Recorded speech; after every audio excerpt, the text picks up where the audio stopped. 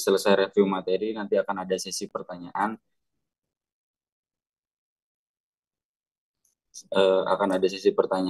Jadi nanti silakan disiapkan pertanyaannya. Jika tidak ada pertanyaan, berarti saya anggap untuk materinya sudah clear.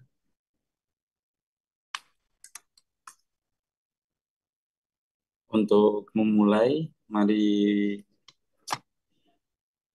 kita mulai dari pertemuan pertama. Sebentar, saya buka slide-nya. Jadi ini saya juga tidak akan menampilkan materi slide. Nanti saya tinggal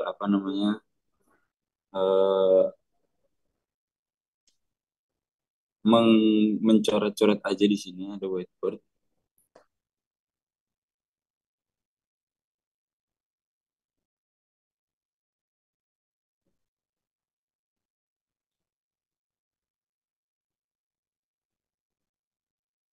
Sudah terlihat ya whiteboardnya?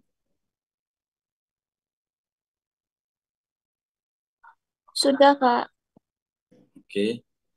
Jadi ini untuk whiteboardnya saya stop video saya dulu biar enak.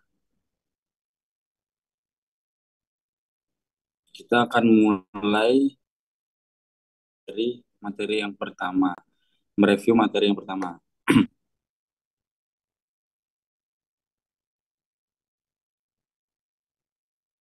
Sebentar.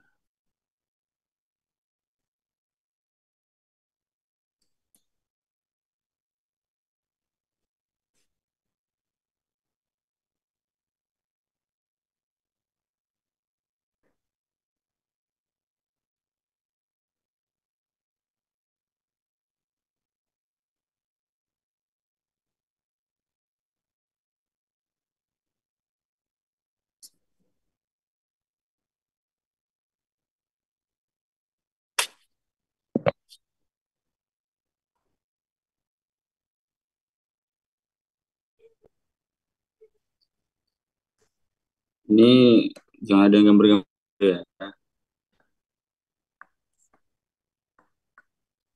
Oke. Materinya kita akan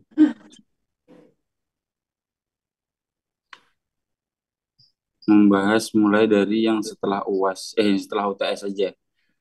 Jadi untuk yang setelah UTS itu dimulai dengan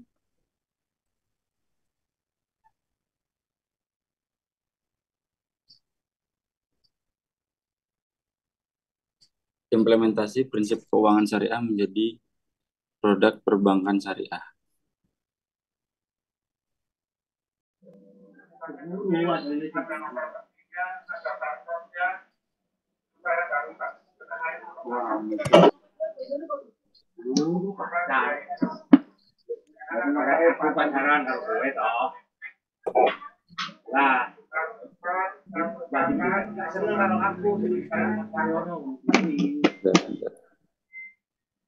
Saya buka materinya dulu.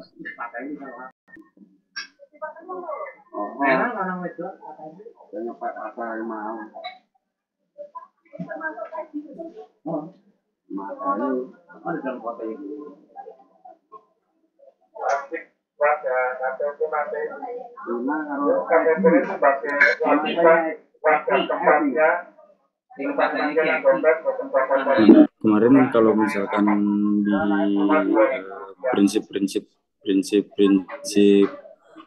dasar dari perbankan syariah itu kan ada beberapa, seperti larangan riba, maisir, goror, zolim, dan lain sebagainya yang sangat banyak itu nanti bagaimana sih penerapan prinsip-prinsip tersebut di perbankan syariah? Apakah bagaimana prakteknya, kayak perhitungannya, bagaimana cara contoh penerapannya itu bagaimana, nanti akan dijelaskan di sini. Jadi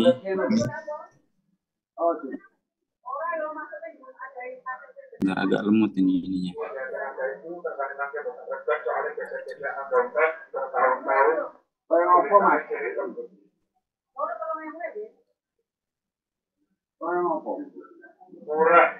Jangan nggak berpikir untuk membelinya. Mumpung wara-wara, monggo tidak usah disetrika gosok, nggak penting. Dengan KTP-nya dirusak, Pak, dibuka lagi masih cakep. Dibuka lagi masih ada awalnya.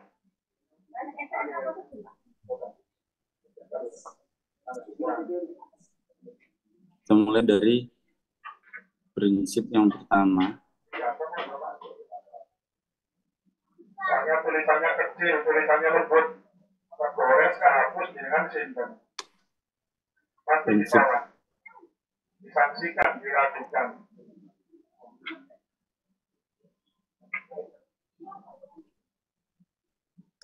Dengan ada SIM, ada BPJS, di prinsip yang pertama ini, yaitu adalah prinsip tentang larangan riba, maisir, goror, dan zolim. Karena ini dokumen ya Pak. Apa enggak kan? Artinya ini harus pemerintah kembali karena seseorang tidak boleh merojak. Larangan riba,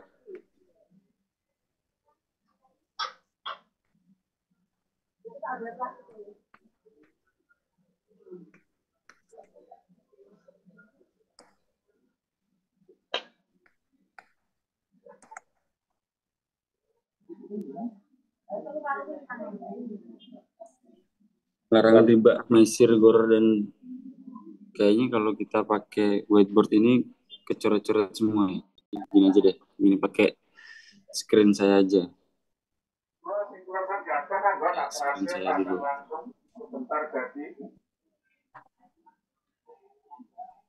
Terutama KTP yang lain nggak usah, nggak apa-apa, yang penting KTP.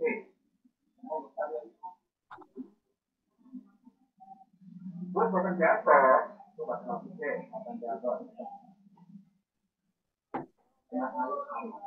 Screen saya aja ya. Nah, di larangan tadi yang pertama adalah larangan riba, maisir, goror, dan zolim.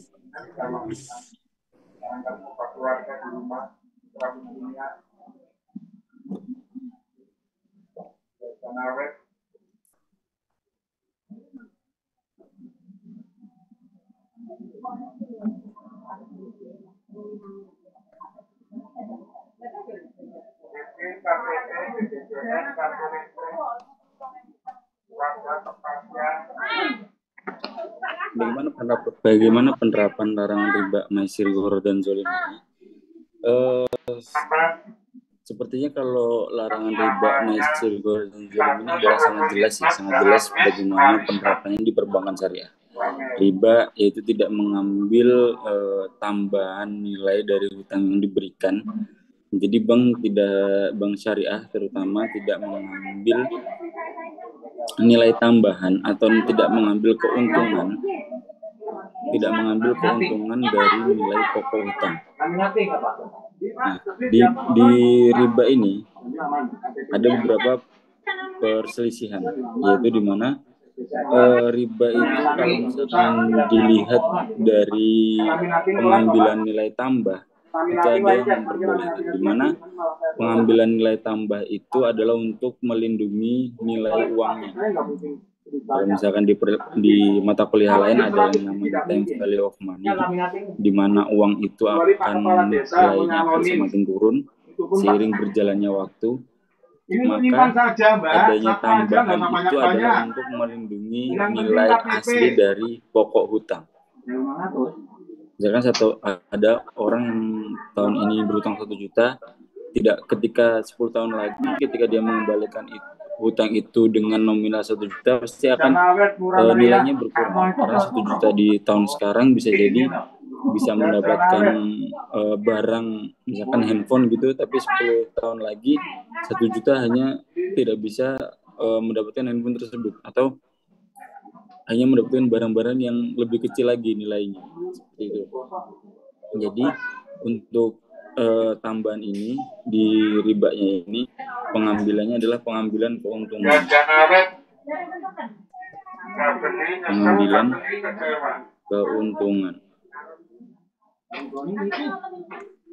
Karena Pak, mohon maaf. share screen-nya nggak kelihatan. Oh, share screen-nya udah kelihatan. Iya. Oke, sorry. Ngarepe bakso. Paling penting KTP yang lain ya, nggak apa-apa, karena KTP urusannya nanti buat kartu yang lain. Sudah kelihatan? Surat-surat yang lain. Sudah kelihatan ya? Sudah, Pak. Nah, ini tadi, kalau riba itu pengambilan keuntungan, itu adalah berarti dia mengambil tambahan dari nilai pokok hutang ditambah dengan keuntungan. Beda dengan pengambilan nilai tambah, karena nilai tambah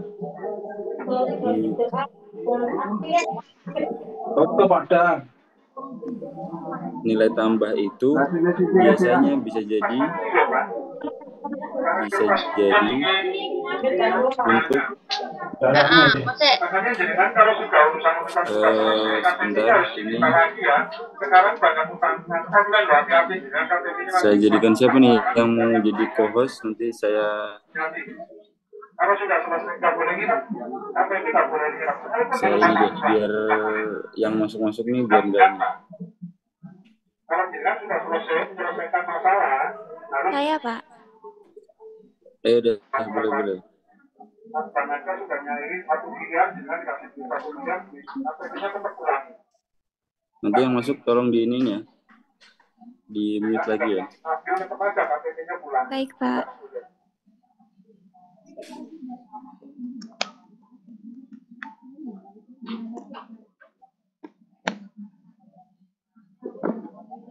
Nah, nilai tambah itu bisa jadi untuk menjaga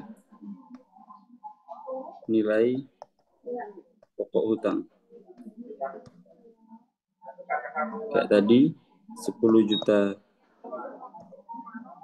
2024 belum tentu tidak sama dengan 10 juta 2034. 10 tahun lagi kan pasti 10 juta akan turun nilainya atau bahkan bisa naik. Nah, itulah yang menjadi concern-nya. Jadi nilai tambah.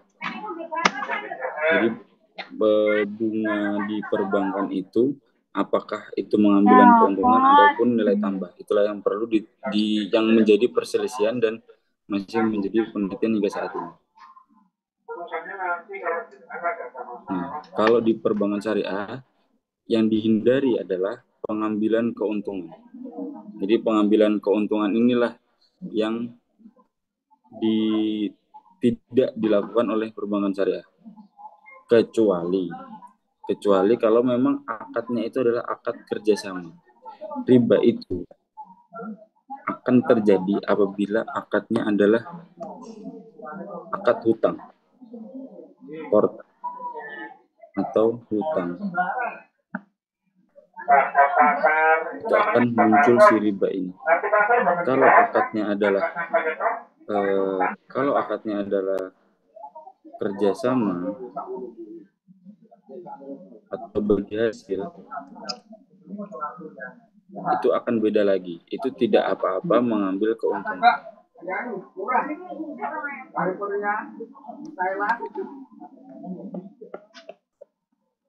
Sampai sini dipahami dulu. Jadi tidak semua pinjaman yang diberikan oleh bank syariah itu bersifat hutang, karena kalau akadnya adalah qard itu baru hutang. Kalau akadnya mudharabah, musyarakah dan lain sebagainya itu bersifatnya adalah kerjasama atau bagi hasil sehingga boleh mengambil keuntungan. Jadi boleh mengambil keuntungan karena entah nanti keuntungan atau kerugian akan dibagi kepada nasabah dan juga sahibul mal. Selanjutnya adalah prinsip maisir. Dari maisir ini, maisir itu adalah tindakan spekulasi. Apa itu spekulasi? Maisir itu adalah spekulasi.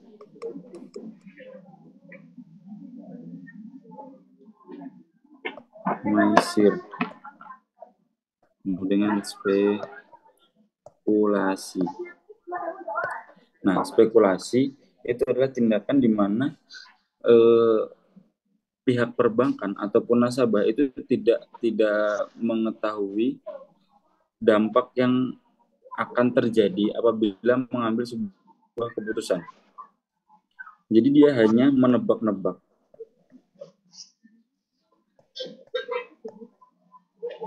Hanya menebak-nebak kemungkinan yang akan terjadi tanpa dasar apapun. Jadi dia tidak tahu nih sebenarnya nih, kalau misalkan saya memberikan investasi 10 juta, akan kembali berapa, dia tidak akan tahu. Mungkin nanti akan kembali 12 juta, mungkin akan kembali 13 juta. Nah, itu kemungkinan tersebut tanpa ada dasar yang pasti. Tidak ada perhitungannya, tidak ada penilaian risiko, dan lain sebagainya. Nah, itulah yang sangat dihindari. Jadi perbankan syariah itu tidak asal memberikan pinjaman, asal memberikan investasi tanpa ada perhitungan-perhitungan yang pasti. Nah, investasi-investasi yang tidak pasti itulah yang disebut dengan maisir. Kalau secara bahasa mungkin maisir adalah perjudian ya. Maisir adalah perjudian. Tapi secara praktek di dunia perbankan itu adalah bentuk spekulasi. Jadi tidak tahu kemungkinan yang akan terjadi seperti apa, dan dia memutuskan untuk melakukan kegiatan tersebut tanpa tahu risiko yang akan terjadi, kerugiankah, keuntungankah, atau apapun itu. Itu adalah maisir. Selanjutnya adalah goror. Nah, goror ini adalah sama. Goror itu adalah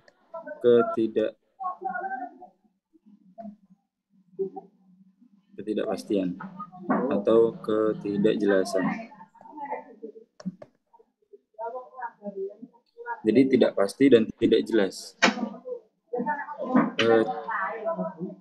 Contoh dari ketidakpastian dan ketidakjelasan itu adalah misalkan kontrak kerjasama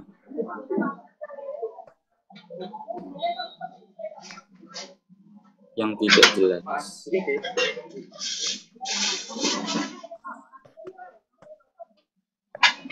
Ada pengusaha nih, dia sudah bekerja sama dengan bank syariah, dia ngajuin ke bank syariah, pihak perbankan, saya ingin mengajukan bantuan modal, saya ingin mengajukan bantuan pinjaman untuk usaha saya. Nah, usahanya apa tidak dijelaskan. Lalu keuntungannya berapa tidak dijelaskan. Lalu kapan bisa mengembalikan dana tersebut, kapan bisa mendapatkan keuntungan tidak dijelaskan. Nah, itu kan akhirnya tidak jelas, akan menjadi bisnis yang tidak jelas. Kapan itu akan mendapatkan keuntungan, bisnis apa yang dijalankan, bisnisnya di mana, bentuk manajemen bisnisnya seperti apa. Nah, itulah yang dihindari oleh perbankan, karena ketidakpastian dan ketidakjelasan itu akan menimbulkan spekulasi-spekulasi yang tidak berdasar tadi. Jadi ketika berbisnis, ketika menjalankan sistem kerjasama, itu harus ada kontrak kerjasama yang jelas, harus ada kontrak transaksi yang jelas, sehingga dampaknya akan menghindari si spekulasi ini. Jadi seperti itu ya. Kalau misalkan di dalam transaksi kita sehari-hari ya, kayak kita misalkan belanja online, misalkan belanja online gitu, tidak disebutkan spesifikasinya, tidak disebutkan kriteria barangnya. Nah, itulah yang membuat ketidakjelasan di situ. Jadi kalau misalkan ada pre-order tapi spesifikasinya sudah dijelaskan, lalu misalkan kapan jadinya, kapan datangnya, bentuknya akan jadi seperti apa, bahannya apa. Lalu ketika barang tersebut datang, itu ketika tidak sesuai, misalkan kita pre-order, spesifikasinya sudah lengkap, tapi barangnya yang datang tidak sesuai, itu tidak termasuk ke goror ini. Karena barang tersebut sudah jelas, tapi tidak sesuai spesifikasi.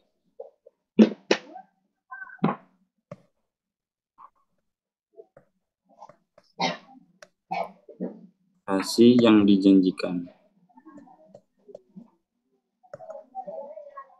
Nah, tidak sesuai kalau sudah begini, kalau sudah keterangan barangnya sudah jelas, tapi ketika datang tidak sesuai dengan spesifikasi yang dijanjikan, itu masuknya ke zolim.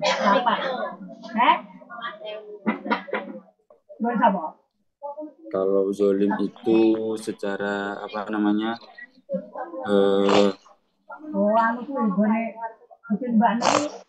secara bahasa kan tidak menempatkan sesuatu pada tempatnya. Nah, kalau dalam transaksi itu adalah tindakan mengambil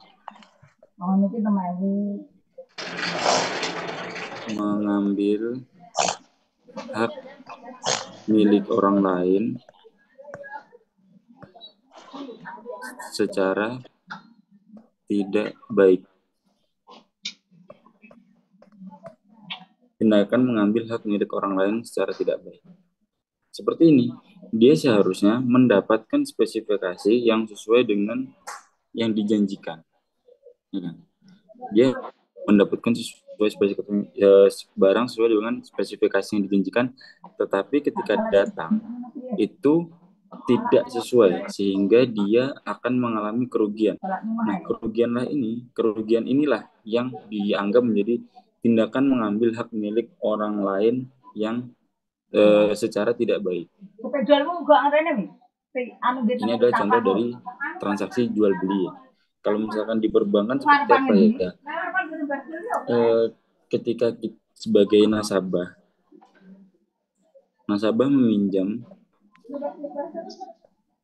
meminjam uang dengan akad qard.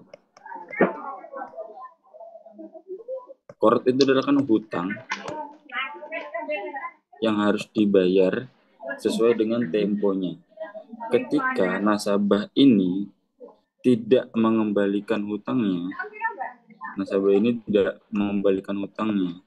tidak membayar hutang tepat waktu, nah itu adalah sudah melakukan kezaliman terhadap siapa? Terhadap ke bank syariah itu tadi. Karena dia sudah menjanjikan ke bank syariah untuk mengembalikan uang tepat waktu, akan tetapi si nasabah itu tidak mengembalikan hutang tersebut tepat waktu. Begitu juga jika ketika nasabah melakukan akad kerjasama, mudorobah misalkan. Ketika akad kerjasama mudorobah ini sudah ditentukan nih, bank syariah akan mendapatkan 30%, nasabah akan mendapatkan 70%. Akan tetapi ada kesalahan atau ada kesengajaan untuk menghapus beberapa laporan keuangan sehingga keuntungannya akan lebih rendah daripada keuntungan aslinya. Nah, itu juga sudah melakukan kezaliman seperti itu. Jadi ini harus dilakukan secara jujur, kerjasama. Ini juga dua-duanya harus jujur, tidak bisa merubah nilai keuntungan dan lain sebagainya. Jadi adalah maisir, riba, maisir, gharar, dan zolim. Selanjutnya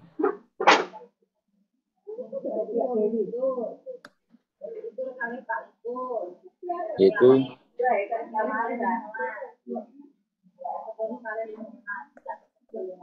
membagi resiko tanggung jawab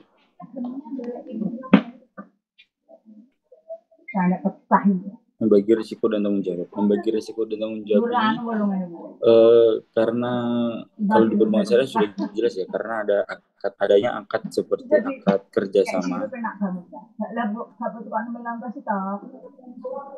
bagi hasil. Nah, akad bentuk kerjasama dan bagi hasil ini adalah bentuk dari membagi risiko dan membagi tanggung jawab. Jadi risiko kerugian tidak ditanggung oleh satu orang.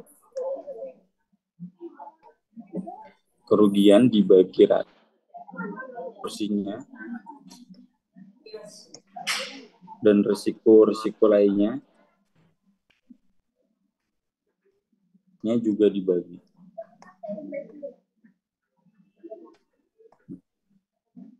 Kalau tanggung jawab, berarti kan dia bertanggung jawab atas kerjasama sesuai dengan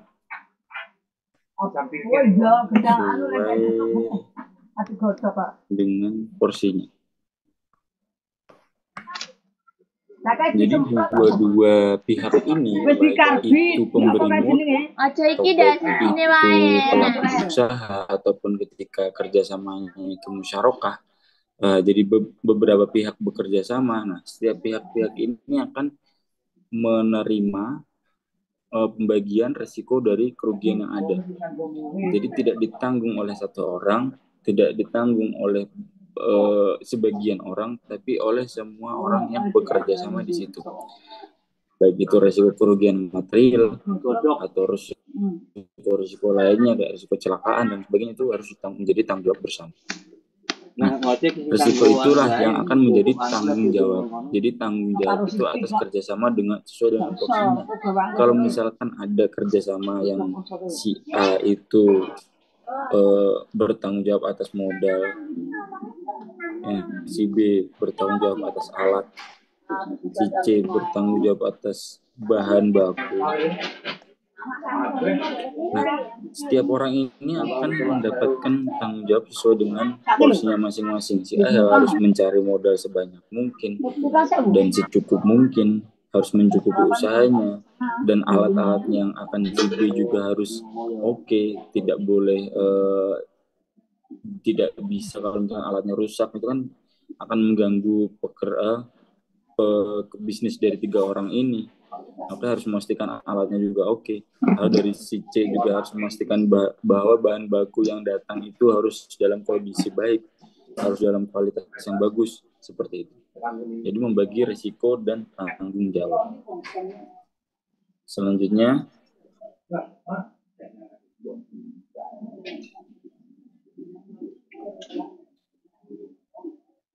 keadilan,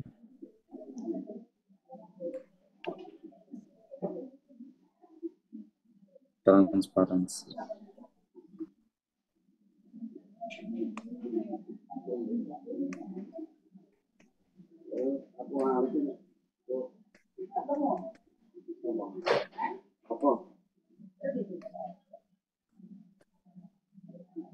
Keadilan, transparansi, jujur, dan akuntabel. Nah, keadilan, transparansi, jujur, dan akuntabel ini bentuknya seperti apa? Ketika kita seperti tadi yang dijelaskan di bagian kezoliman ini tadi, ketika akad kerjasamanya 30-70, akad kerjasama sudah disepakati 30-70, dan akad kerjasamanya itu sudah disepakati akan dibagi seperti apa, ya tolong dibagi sesuai dengan keuntungan yang didapat. Misalkan ketika keuntungan tersebut didapatkan dari kerjasama modal 10 juta, lalu akan mendapatkan keuntungan 2 juta. Nah, 2 juta inilah yang harus dibagi tadi, 30-70. Jangan sampai dari 2 juta ini diotak-atik lagi, biar pada laporan keuangan untuk bekerja sama, dari 2 juta ini yang dilaporkan hanya 500.000 atau 1 juta, pokoknya lebih kecil. Nah, walaupun akan dibagi 30-70, kan tidak adil juga. Karena tidak sesuai dengan keuntungan real yang ada. Karena sudah dikurangi 1.500.000. Jadi pembagian ini akan tidak sesuai. Itu. Jadi harus adil. Kalau misalkan memang haknya yang seperti itu, ya diberikan haknya. Kalau misalkan dia berhak untuk lebih tinggi, ya diberikan haknya lebih tinggi. Jangan dikurangi, jangan juga ditambahkan dengan tidak ada dasarnya, tidak ada dasar kenapa dia harusnya mendapatkan cuma 30 tapi ditambahin jadi 35. Kan harusnya tidak seperti itu. Kalau 30 ya udah 30. Kalau misalkan ada tambahan 5% harus ada justifikasi yang jujur. Nah, harus ada justifikasinya nih, jujurnya ini juga harus ada.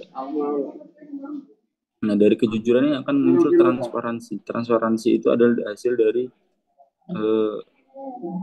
kemarin saya mendapatkan keuntungannya ini bagaimana saya membaginya, bagaimana kalau misalkan nanti ada kekeliruan nanti akan seperti apa perhitungannya, harus dapat dibuktikan. Nah, dapat dibuktikannya dengan akuntabel. Jadi sudah tercatat secara rapi. Ini pengeluaran bulan ini sekian, untuk beli ini sekian, untuk operasional sekian, untuk gaji pegawai sekian. Jadi semua ini akan bisa ditanggungjawabkan secara transparansi dan juga jujur ini tadi. Jadi harus adil, transparansi, jujur, dan akuntabel ini satu paket yang tidak bisa dipisahkan satu persatu. Jadi harus dijalankan. Selanjutnya, yang keempat adalah ini kan kita sebelumnya mulai dari larangan riba, gharar, dan zolim, terus membagi resiko dan tanggung jawab, lalu keadilan, transparansi, dan akuntabel itu kan semua terkait materi-materi atau keuangan. Nah, yang selanjutnya ini adalah mulai ke kegiatan sosial seperti konsep keberlanjutan. Keberlanjutan kan ada terkaitannya dengan sosial, lingkungan hidup, dan lain sebagainya. Lalu selanjutnya ada ziswaf, zakat, infak, sedekah, dan wakaf. Nah, keberlanjutan ini contohnya adalah ketika bank syariah itu memberikan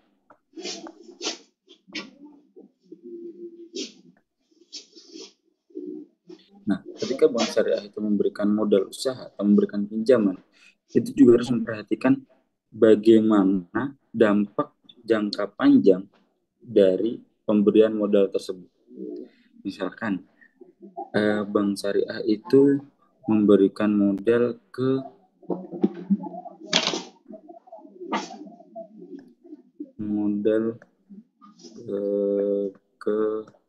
perusahaan yang mengakibatkan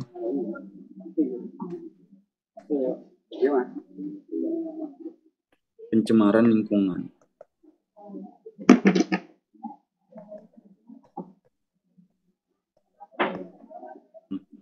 Ini kan juga sudah menyalahi dari prinsip keberlanjutan. Dia memberikan modal ke perusahaan yang menyebabkan pencemaran lingkungan, kerusakan lingkungan, ataupun kerusakan sosial.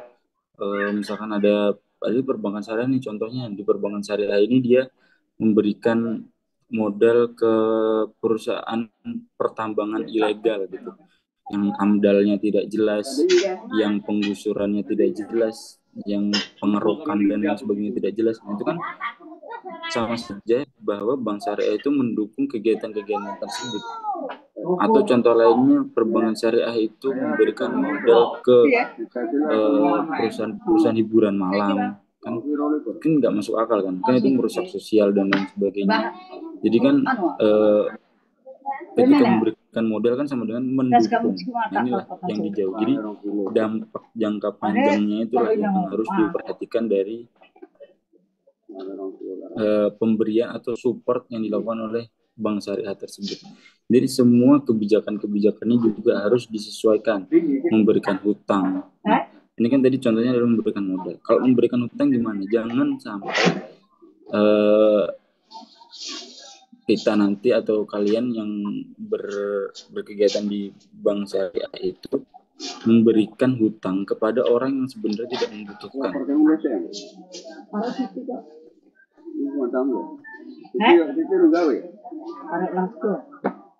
Memberikan hutang kepada orang yang membutuhkan itu contohnya bagaimana? Ada orang nih sudah tercukupi kebutuhan dasarnya sudah tercukupi, bahkan kebutuhan sekundernya sudah tercukupi, tapi diiming-imingi untuk memenuhi kebutuhan tersiernya dengan cara berhutang. Nah, inilah yang sering terjadi seperti itu. Kredit HP, padahal yang itu harganya sangat tinggi dan tidak berfungsi secara maksimal untuk orang. Jadi seharusnya orang tersebut juga sudah cukup menggunakan HP yang mid range aja atau bahkan entry level gitu kan. Tapi dia diiming-iming udahlah ngutang aja, udahlah kredit gampang kok kreditnya. Sebenarnya kan dia tidak membutuhkan hal itu, tidak membutuhkan handphone dengan harga setinggi itu, tapi karena ada iming-iming, ayolah ngutang aja. Nah, akhirnya dia berhutang.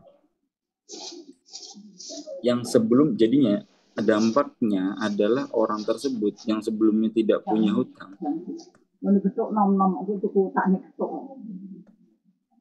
akhirnya jadi punya hutang. Ketika orang punya hutang kan orang harus membayar hutangnya. Bayar hutang. Akibatnya apa ketika orang harus membayar hutang?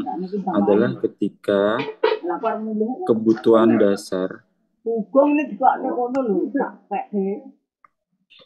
dasarnya sudah terpenuhi, yang tadi awalnya sudah terpenuhi,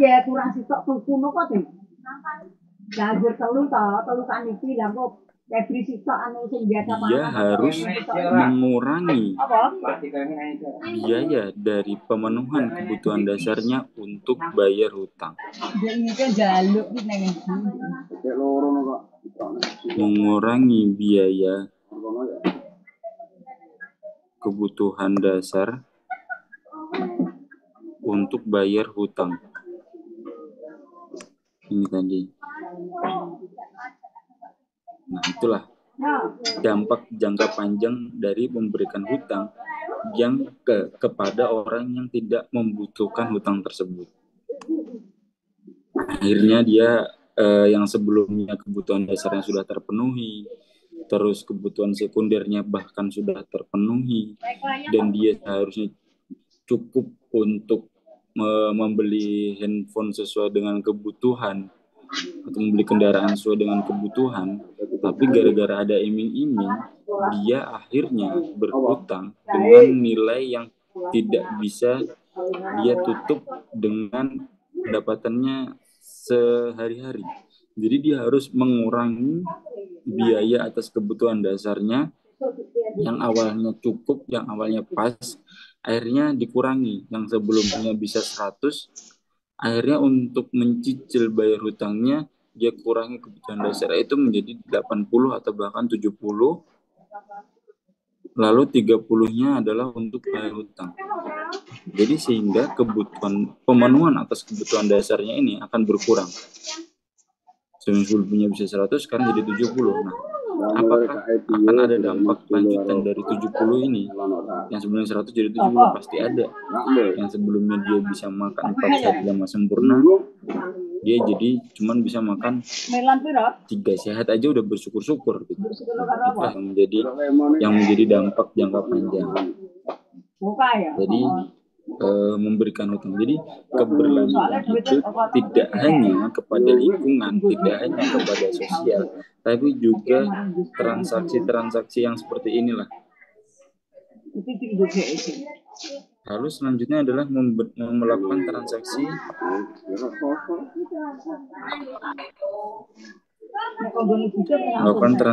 yang beresiko tinggi.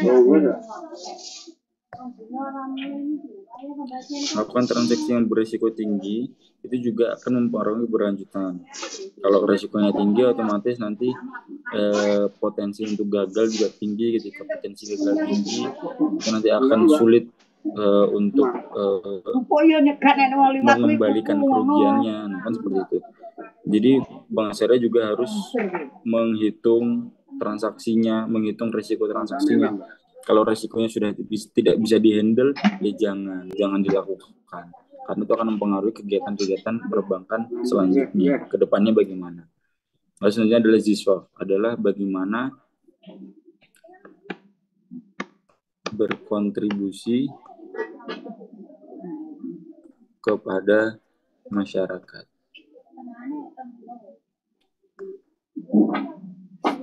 Nah, ini udah sosial ya, zakat kan ya kontribusi kepada masyarakat, baik itu zakat mal, zakat fitrah dan lain sebagainya, infak, sodako dan wakaf itu memberikan bantuan, memberikan CSR gitu kan, CSR atau corporate social responsibility. Ini memberikan contohnya, tergantung bentuknya. Bisa jadi yang di Z-nya itu, zakatnya itu diberikan seperti zakat pada umumnya, disalurkan gitu. Tapi kalau infak, sedekah, wakafnya bentuknya adalah CSR. Bisa jadi seperti itu, tergantung dari perbankannya nanti seperti apa. Jadi nanti kalau kalian lihat di laporan perbankan, ada ZISWAF, ada CSR, dan lain sebagainya. Selanjutnya yang terakhir adalah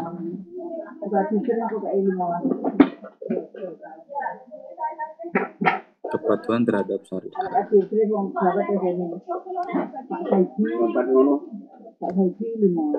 Nah, kepatuhan terhadap syariah inilah yang diawasi, dilaksanakan oleh Bank Syariah dan diawasi oleh beberapa pihak.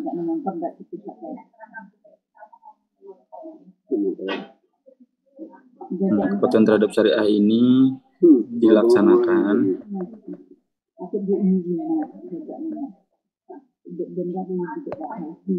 perbankan, diawasi oleh DPS atau Dewan Pengawas Syariah. Nah, lalu diatur oleh DSN, Dewan Syariah Nasional. Kepatuhan terhadap syariah ini kita mulai dari satu-satu. Dilaksanakan oleh Bank Syariah, ya pelaksananya perbankan syariah harus mematuhi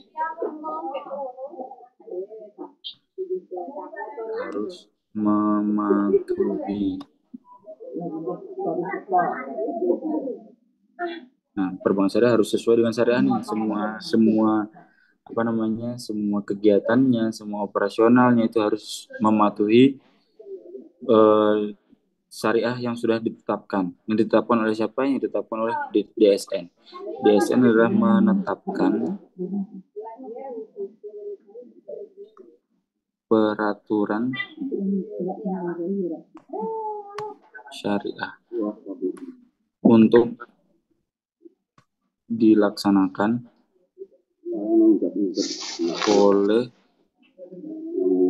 perbankan syariah. Jadi DSN adalah menetapkan peraturan-peraturan syariah untuk dilaksanakan oleh perbankan syariah. Nah, menetapkan peraturan syariah ini ya berdasarkan Al-Quran, hadis, ijma, qiyas. Berdasarkan Al-Quran, as-sunnah atau hadis, ijma, dan qiyas. Nah, jadi dari dasar ini ditetapkanlah peraturan-peraturan syariah ini untuk dilaksanakan oleh perbankan syariah. Yang menetapkan siapa ya? Yang menetapkan DSN, Dewan Syariah Nasional. Ini menetapkan peraturan. Ketika peraturan sudah ditetapkan, maka peraturan tersebut akan diawasi pelaksanaannya oleh DPS. Jadi tugas DPS adalah mengawasi pelaksanaan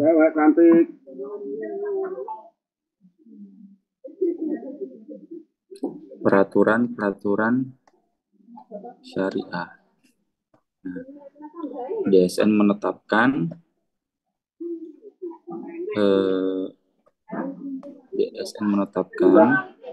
DPS mengawasi, perbankan melaksanakan, harus mematuhi atau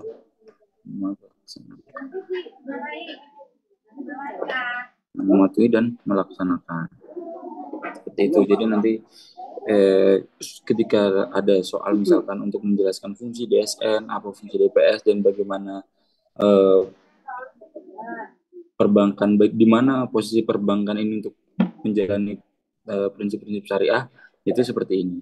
DSN yang menetapkan, DPS yang mengawasi, perbankan yang melaksanakan. Nah, ini kepatuhan terhadap syariah. Beda lagi kalau misalkan kepatuhan terhadap undang-undang.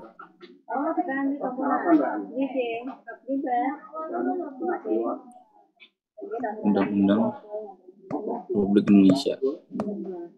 Kalau dengan undang-undang atau peraturan-peraturan Republik Indonesia, yang mengawasi siapa?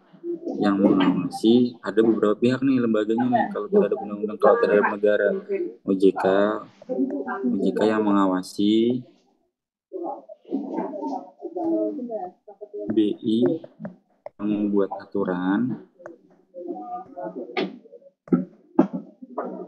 ada satu lagi LPS yang menjamin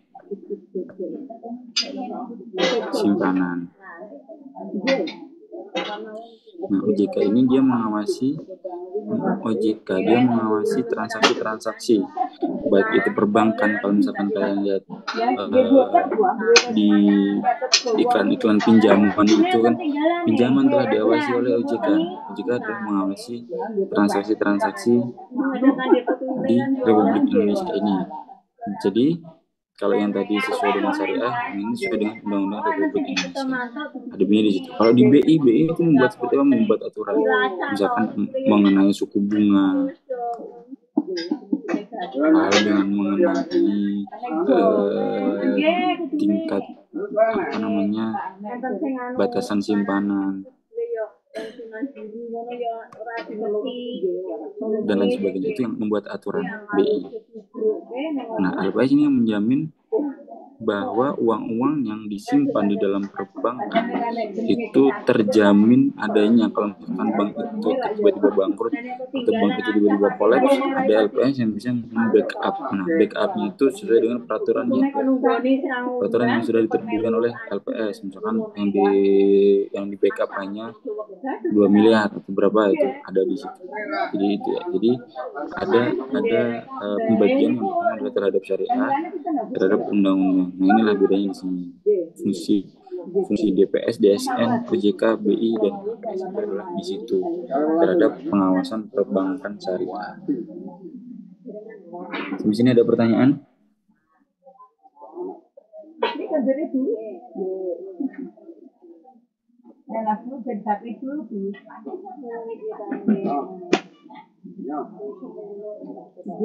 Ada pertanyaan?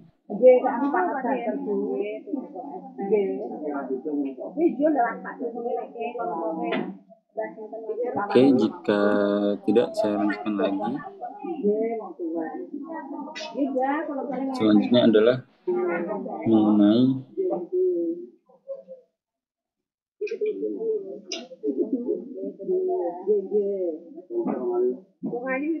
bagaimana skema-skema di perbankan. Misalkan kemarin itu sempat ada bagaimana sih cara kita menghitung atau bagaimana cara kita melihat bahwa korot itu sudah sesuai dengan korot, apakah mudharabah itu sudah dengan mudharabah, apakah wadiah itu sudah sesuai, apakah perhitungan kayak murabahah yang dimana kita kredit untuk membeli suatu barang itu sudah sesuai. Nah itulah yang perlu kita perhatikan lagi. Misalkan contohnya, saya tidak akan, karena perhitungan silakan kalian cari di materi-materi yang sudah saya berikan. Kalau yang bukan kelas saya, silakan meminta materinya di kelas saya yang saya ajarkan. Kalau misalkan ternyata sudah diajarkan, ya silakan dibaca lagi bagaimana perhitungannya. Misalkan korot tadi prinsipnya adalah korot itu tidak ada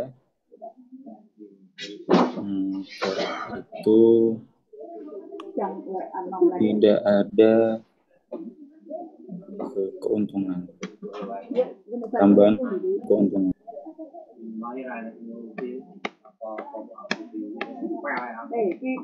Tidak ada tambahan keuntungan. Jadi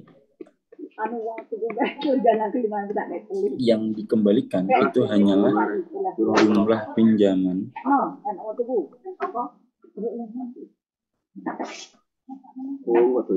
atau dan biaya administrasi.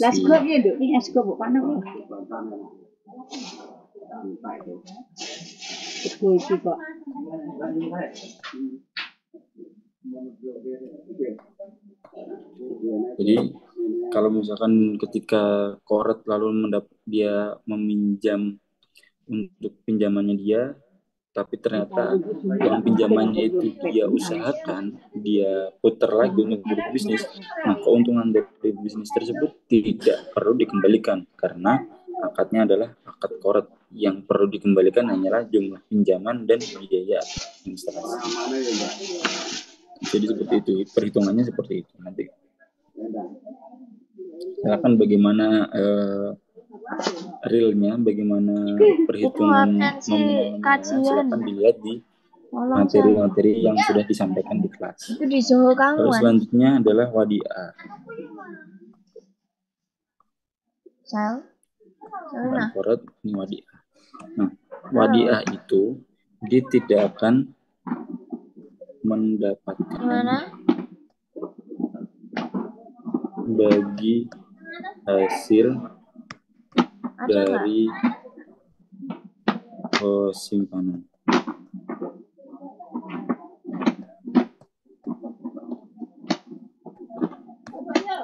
Jadi dia tidak akan mendapatkan bagi hasil dari simpanan di bank.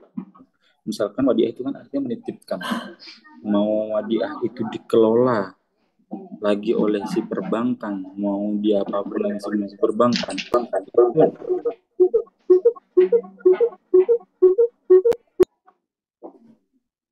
itu nasabah tidak akan mendapatkan bagi hasil dari simpanan yang dikelola oleh bank.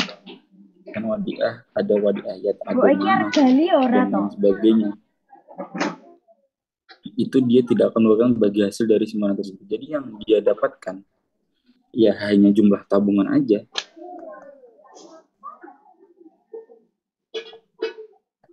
Jumlah yang dia tabung aja itu, dia udah duitnya.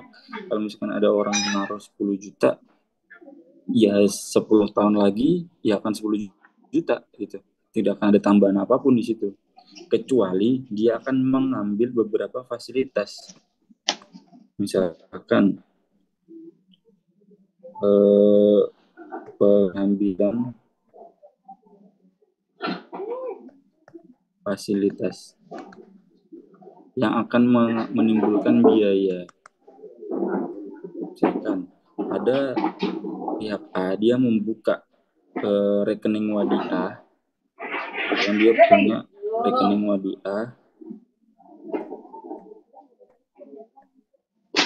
dia membuka rekening nominalnya di tabungan adalah 10 juta. Lalu dia mengambil fasilitas seperti ATM, lalu ada internet banking, lalu ada M-banking. Nah inilah ini akan menimbulkan biaya. Nah, biaya itu pengurangannya dari pengambilan ini. Kalau dia tidak mengambil ini semuanya, tidak mengambil fasilitas ini, tidak mengambil fasilitas, ya 10 juta ini akan tetap 10 juta ini tidak akan kemana-mana, tidak akan bertambah, tidak akan berkurang juga. Suhunya di kamar. Seperti itu. Jadi tergantung fasilitas yang diambil. Itu kalau wadiah. Jadi sudah korat wadiah. Kalau bagi hasil ya pada umumnya, oke. Korat wadiah. Ini adalah hasil. Nah, bagi hasil ini kalau misalkan orang bagi hasil berarti dia akan mendapatkan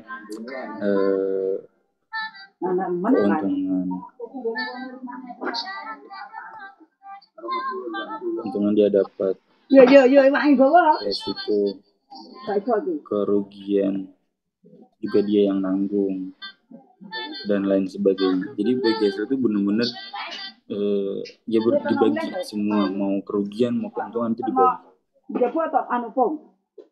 Nah, kalau misalkan sesuai nah, kerugian dan keuntungan keuntungan dan risiko kerugiannya ini dibagi sesuai dengan mohon maaf, screen-nya nggak kelihatan lagi. Coba bisa ya? Saya share ulang ya.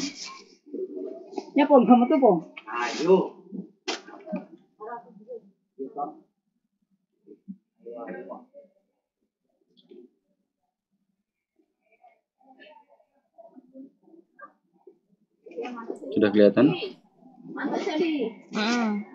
Sudah kelihatan lagi? Sudah. Okay. Sudah, Pak. Nah, keuntungan dan risiko kerugian itu sesuai dengan porsi kontribusi masing-masing. Dengan porsi kontribusi masing-masing. Ya kalau dia kontribusinya 30% ya dia akan mendapatkan keuntungan ya cuma 30%. Keuntungan dan resiko kerugian yang dia tanggung juga 30%. Tidak tiba-tiba keuntungannya jadi 50 lalu kerugiannya menjadi lebih kecil, tidak seperti itu. Harus sesuai dengan yang tadi. Jadi penerapan transparansi ini diterapkan di sini. Bagi keuntungan risiko biar pembagian ini tidak merugikan salah satu pihak atau tidak menguntungkan pihak yang lain. Seperti itu. Lalu selanjutnya adalah murabah atau jual beli. Murabah ini biasanya adalah bagaimana bank sebagai penjual atau sebagai pembeli. Bank sebagai penjual membeli itu dia akan yang dihitung di sini adalah harga barang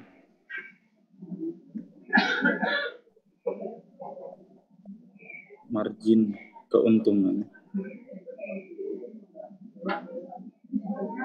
terus cicilan.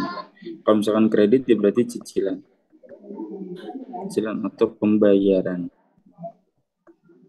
Inilah yang dihitung.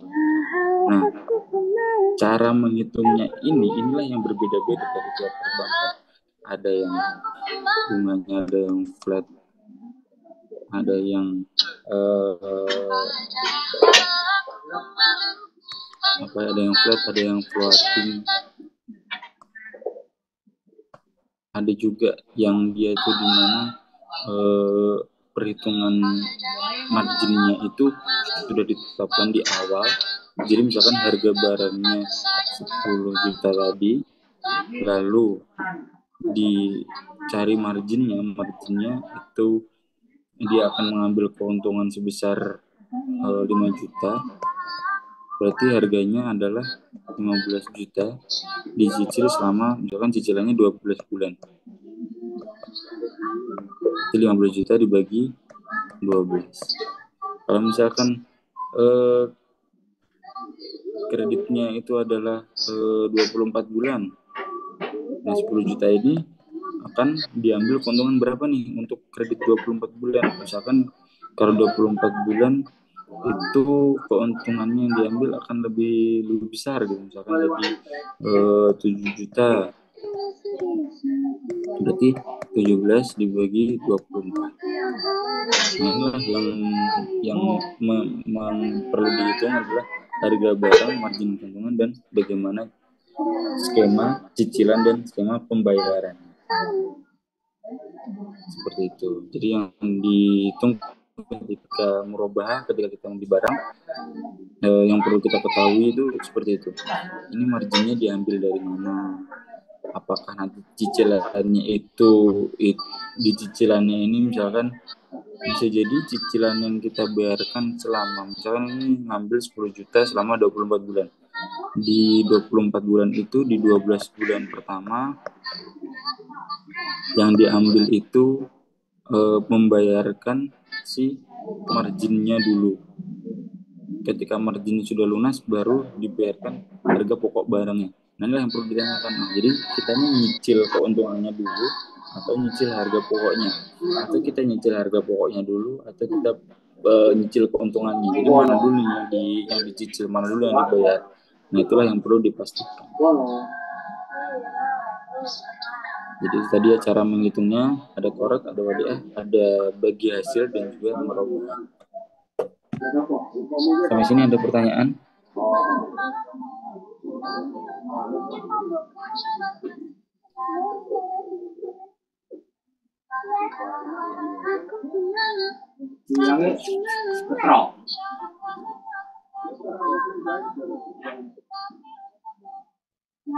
Aku udah kayak ibadah job dulu maksudnya. Gimana silakan. Kalau ada pertanyaan, kalau tidak ada,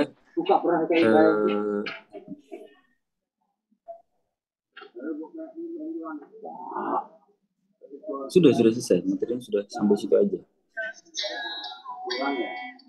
Mereviewnya hanya sampai situ aja. Masalah DSN dan DPS ya seperti itu tadi aja, DSN, DPS, OJK, BI dan lain sebagainya hanya sebatas itu saja. Penjelasan singkatnya. Kalau penjelasan secara detailnya silakan dibaca di materi perkuliahan masing-masing. Untuk skema transaksi ya seperti itu tadi, penerapan perhitungannya bagaimana, seperti itu tadi, apa yang perlu diperhatikan, apa yang perlu dihitung. Untuk materinya sudah seperti itu, hanya segitu saja.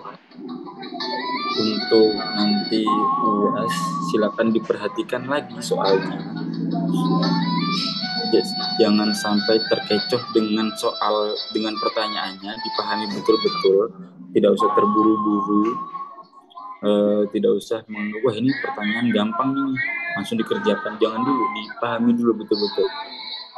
Siapa tahu ternyata misalkan nih ada contoh bagaimana di dalam pengawasan bank syariah ada DSN, DPS dan segala macam. Jelaskan fungsi dari apa dulu. Nah, itu kan kita tidak perlu menjelaskan satu-satu.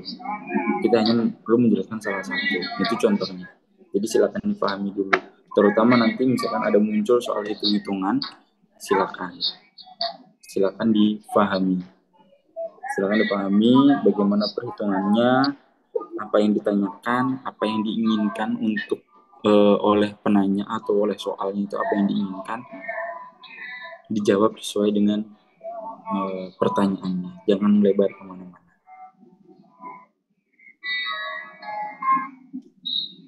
Baik, segitu saja untuk materi saya. Mungkin ada pertanyaan atau ada dari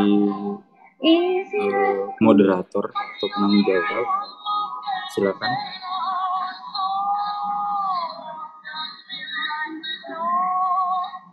Baik Pak, baik. Terima kasih banyak atas waktunya. Dari Mas dan Mbak mungkin jika ada yang ingin ditanyakan lagi,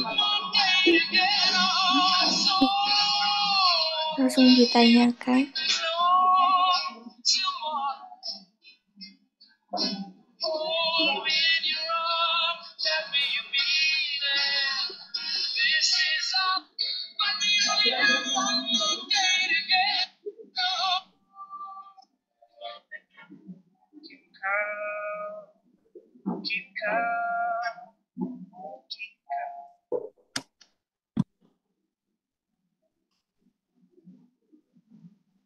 Baik, jika tidak ada pertanyaan, mungkin selanjutnya ada review soal semester lalu atau bagaimana?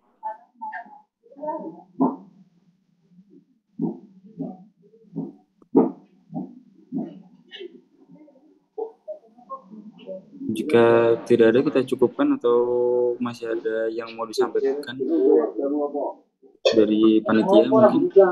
Sudah, Pak. Mungkin nanti izin minta ini PDF-nya materi tadi boleh, Pak? PDF materi saya itu ada di masing-masing Google Drive kelas saya, jadi bisa diminta ke ketua kelas E dan F untuk dibagikan untuk materi-materi yang di kelas saya. Kalau tadi itu coret-coretan aja, jadi kalian mau baca coret-coretan yang sangat amburadul tadi, mending kalian baca PPT saya atau PPT yang sudah diberikan dosen lain di kelas lah. Tadi hanya mereview aja. Kalau mau saya kirimkan nanti gambarnya. Baik, kalau begitu saya cukupkan untuk materi saya. Silakan nanti dilanjut oleh panitia. Astagfirullah wa Wabashirul mu'minin. Kita tutup dengan doa kafaratul majlis. Subhanakallahumma bihamdika asyhadu an la ilaha illa anta astaghfiruka wa atubu ilaik. Sekian, assalamualaikum warahmatullahi wabarakatuh. Waalaikumsalam warahmatullahi wabarakatuh. Silakan dilanjutkan oleh panitia. Baik, Pak. Sebelum menutup penjumpaan kali ini, Mas dan Mbak jangan lupa ngisi link kehadiran ya.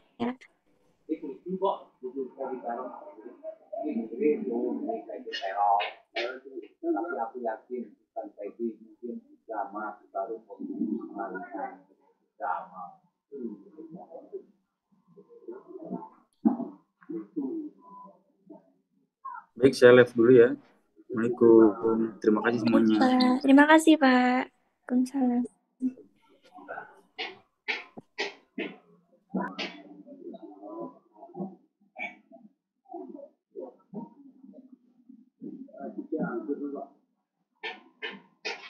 Gak ngono kuwi